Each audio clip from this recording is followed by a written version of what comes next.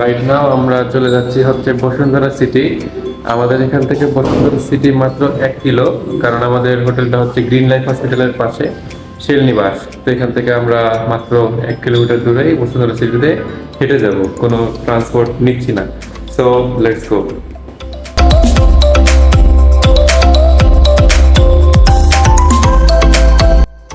সেই দিনকে ঢাকা শহরে অনেক বেশি বাতাস হচ্ছিল, তাই আমরা হেঁটে চলে গেছি, আমাদের কোনো সমস্যা হয় নাই।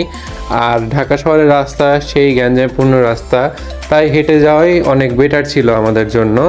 এদিকে আমার বোন খুব এক্সাইটেড, তাকে দেখে মনে হচ্ছে যে বসুন্ধরা সিটির পুরোটাই মাথায় নিয়ে চলে আসবে। আর পানি উন্নয়ন বোর্ডের পাশেই বসুন্ধরা সিটি অবস্থিত। দেন আমরা চলে আসলাম আমাদের কাঙ্ক্ষিত জায়গা বসুন্ধরা সিটিতে। বসুন্ধরা সিটির রোডগুলো আসলে পরিষ্কার এবং পরিচ্ছন্ন রাখে, এবং তাদের বিল্ডিংগুলো দেখতে আসলেই অনেক সুন্দর। বসুন্ধরা সিটিতে কিন্তু অনেক সুন্দর গেমিং জোন রয়েছে, যা অবস্থিত টগি ফান ওয়ার্ল্ডে। আর টগি ফান ওয়ার্ল্ড হাতের ডান সাইডে একদম টপ ফ্লোরে। আর এটি ওপেন হয় 2টা থেকে রাত্রি 8টা পর্যন্ত, অথবা 9টা পর্যন্ত সেটা চলে, তারপরে বন্ধ হয়ে যায়। যারা যারা আপনারা টগি ফান ওয়ার্ল্ডে গেমিং এনজয় করতে চান, তারা সকলেই 2টার পরে আসলে সেটা উপভোগ করতে পারবেন।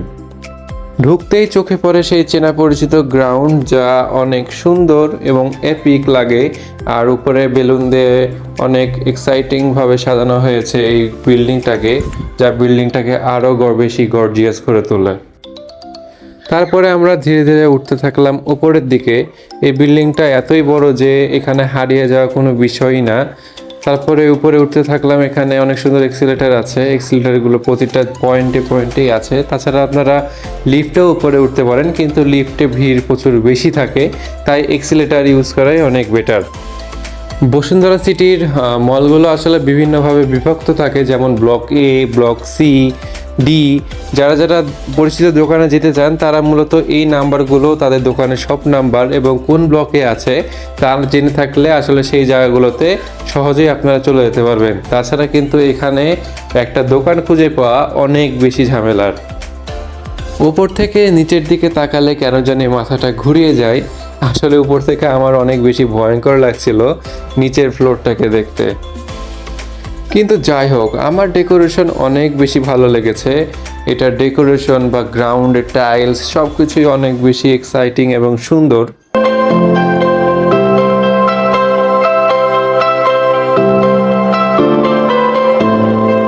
বসুন্ধরা সিটিতেও কিন্তু রয়েছে স্টার সিনেপ্লেক্স। আপনারা যারা স্টার সিনেপ্লেক্সের মুভি দেখতে পছন্দ করেন, তারাও কিন্তু চলে আসতে পারেন বসুন্ধরা সিটিতে।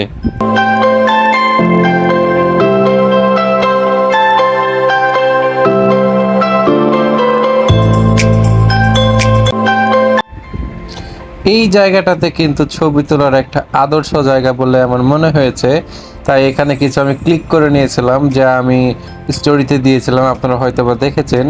আসলে এই জায়গাটা অনেক অথেন্টিক, এবং এখানে আমাদের বিয়ের শোরুম রয়েছে, এবং আমরা যেগুলো শোরুম রাজশাহীতে দেখতে পাই তার সবগুলোই এখানে রয়েছে।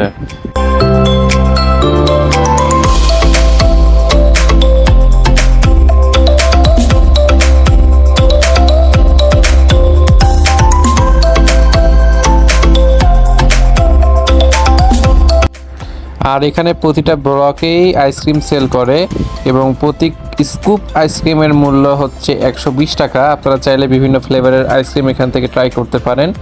আর আমি নিয়েছিলাম এখান থেকে ভ্যানিলা ফ্লেভারটা অনেক টেস্টি ছিল। আর এটাতে ফুল কাপ দিলে মোটামুটি 120 টাকায় তারা নিয়ে থাকে।